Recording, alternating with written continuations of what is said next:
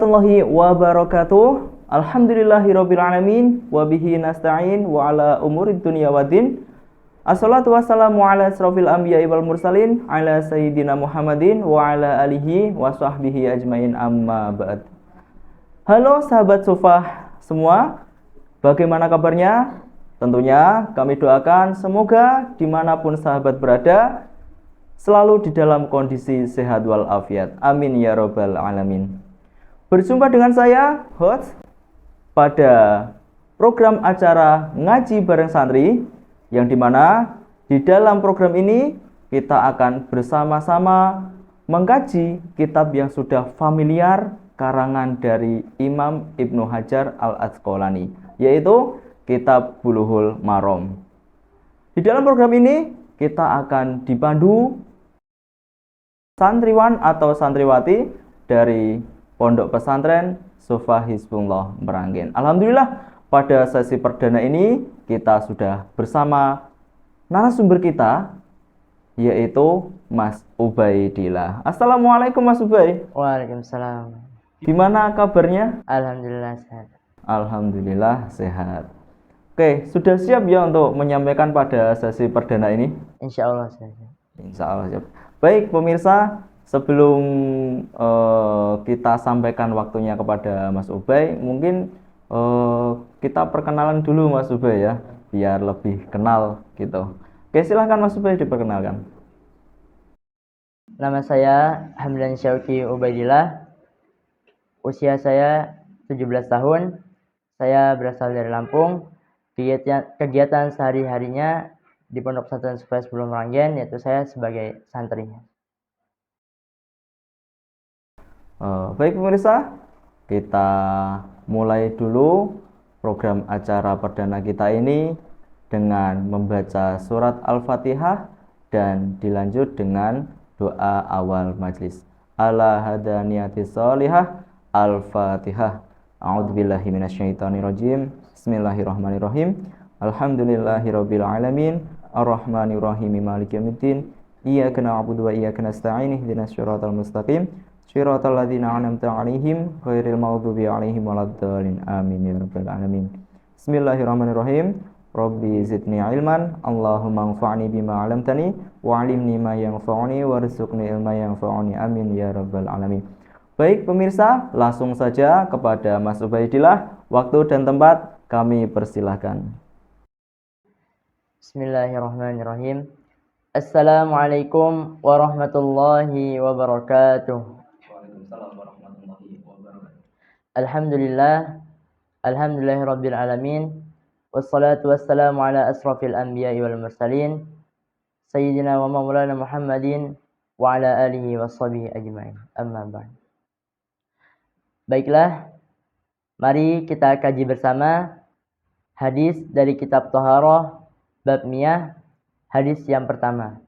Tapi sebelum daripada itu, mari kita kirimkan doa terlebih dahulu kepada para musonif, para alim, para guru, para ulama, dan orang tua kita. Semoga ilmu yang akan kita sampaikan dapat bermanfaat. Dengan baca surat Al-Fatihah. Al-Fatihah.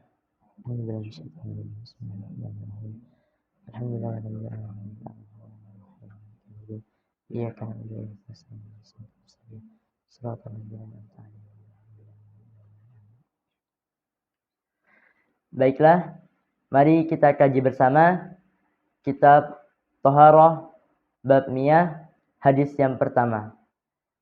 Mari kita baca terlebih dahulu hadisnya bersama-sama.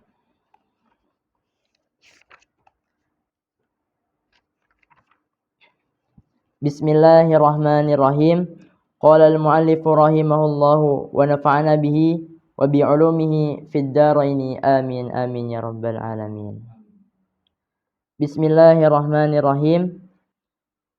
An Abi Hurairah radhiyallahu anhu qala qala Rasulullah sallallahu alaihi wasallam fil bahri huwa tahuru ma'uhu al-hillu maitatuhu. Akhrajahu al-arba'ah wa Ibnu Abi Syu'aibah wa lafdhu lahu wa sahahahu Ibnu Khuzaimah wa Tirmidzi wa rawahu Malik wa Syafi'i wa Ahmad. Bismillahirrahmanirrahim.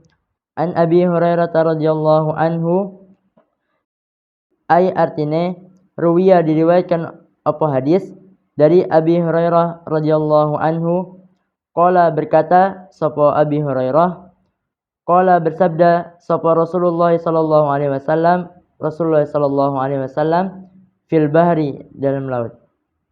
Huwa utawi dia laut itu tahurun suci, apa ma'uhu airnya, al-hillu halal, apa maitatuhu bangkainya.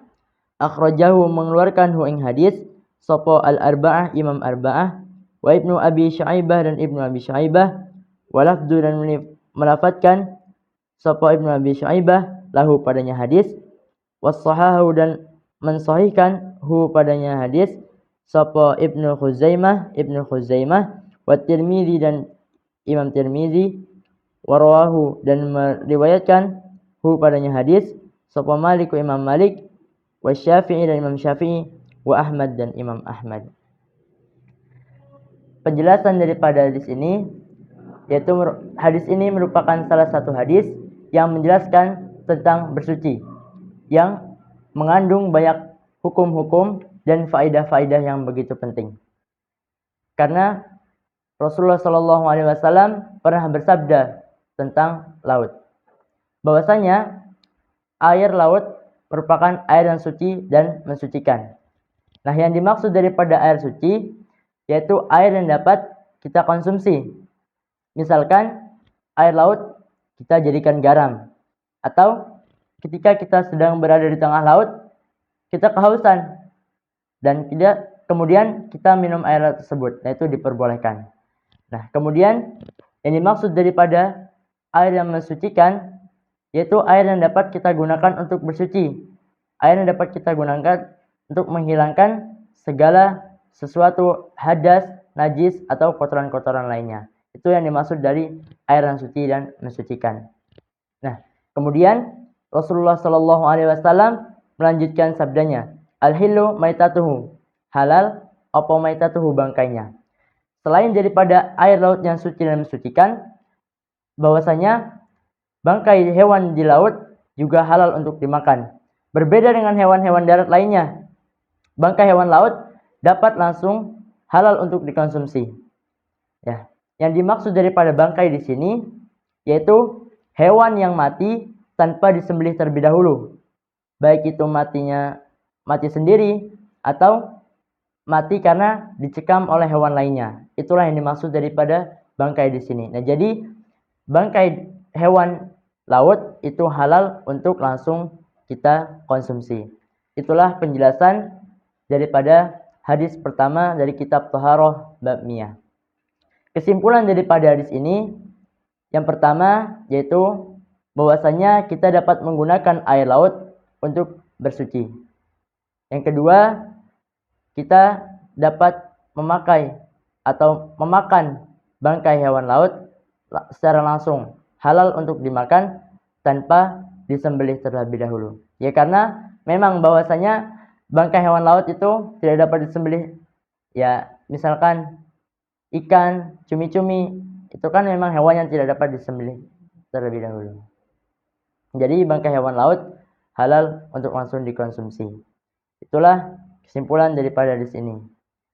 Selanjutnya kami serahkan kembali kepada pembawa acara. Alhamdulillah, jazakumullah khairan katsiran kepada Mas Ubay yang telah menyampaikan atau membimbing kita dalam menelaah hadis yang pertama dari kitab Bulughul Maram ini. Baik, selanjutnya pemirsa akan kami sampaikan beberapa pertanyaan yang mungkin mewakili dari pertanyaan-pertanyaan pemirsa semua. Oke, pertanyaan yang pertama, nah tadi air laut kan suci Mas Ubay ya. Nah, pertanyaannya adalah apakah air laut itu selamanya bisa mensucikan?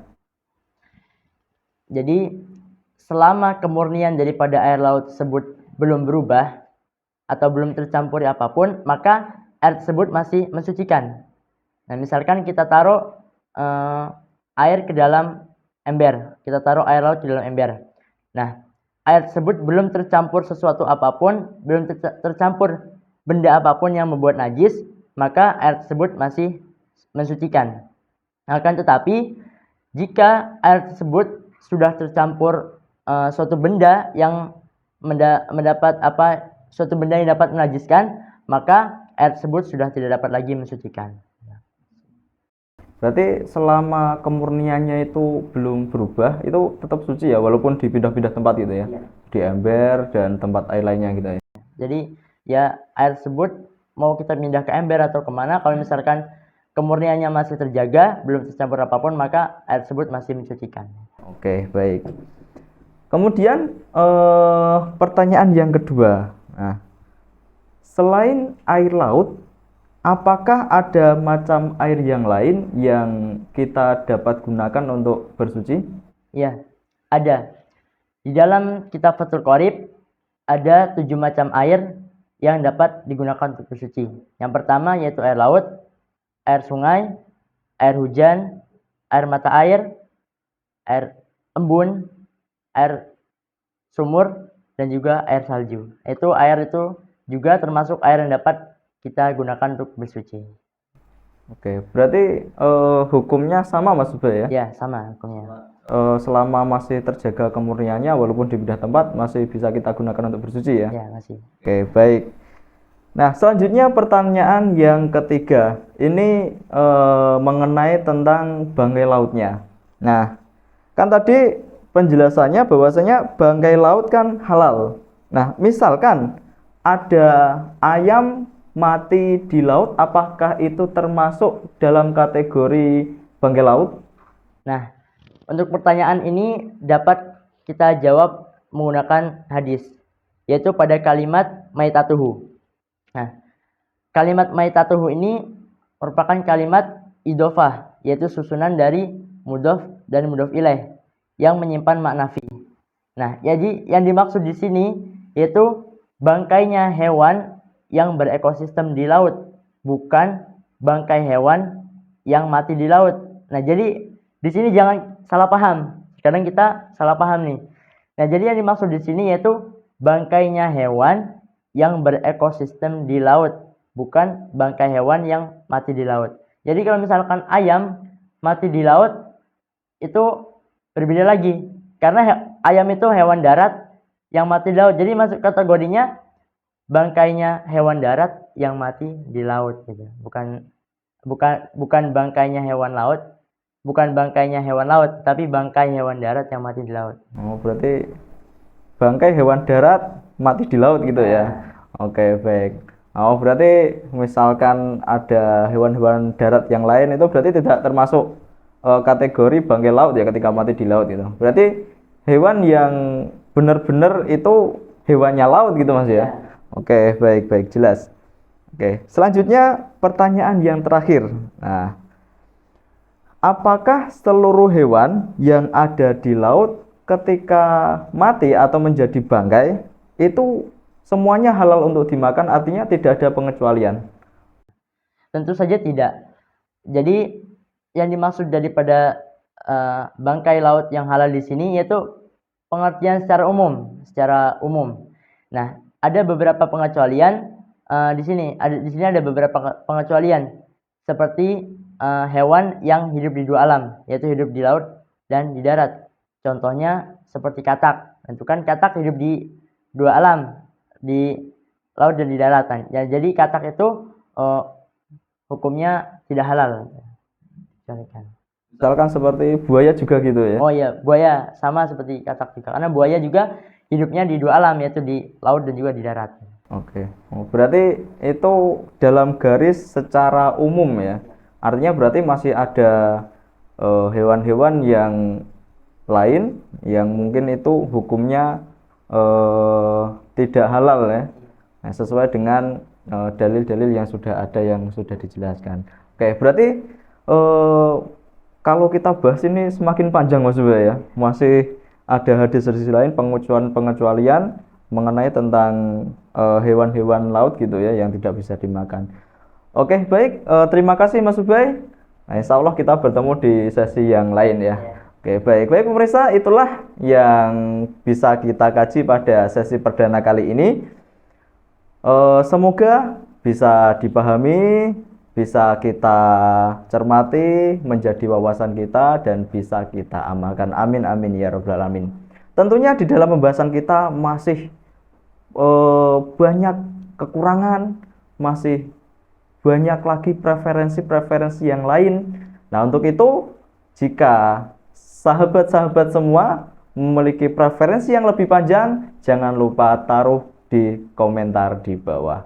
Oke, baik pemirsa, itu saja yang bisa kami sampaikan pada sesi perdana kali ini. Jika ada kesalahan atau kekurangan dari kami mohon maaf yang sebesar-besarnya. Jangan lupa like, komen, dan share supaya kita lebih berkembang lagi. Gitu saja yang bisa kami sampaikan. Kurang lebihnya mohon maaf. Afu minkum. Wassalamualaikum warahmatullahi wabarakatuh.